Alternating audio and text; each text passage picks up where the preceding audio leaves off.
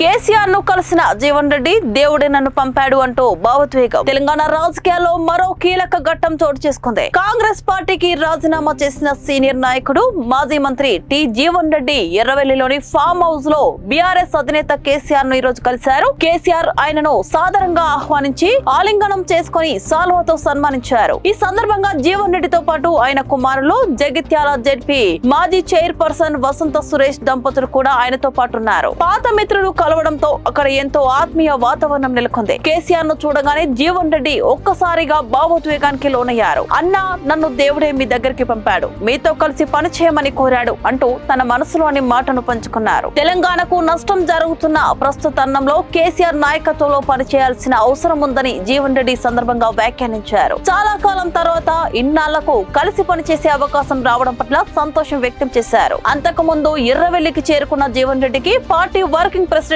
కేటీఆర్, మాజీ మంత్రులు కొప్పుల ఈశ్వర్, గంగుల కమలాకర్, ప్రశాంత్ రెడ్డి, ఇతర ముఖ్య నేతలు ఘన స్వాగతం పలికారు.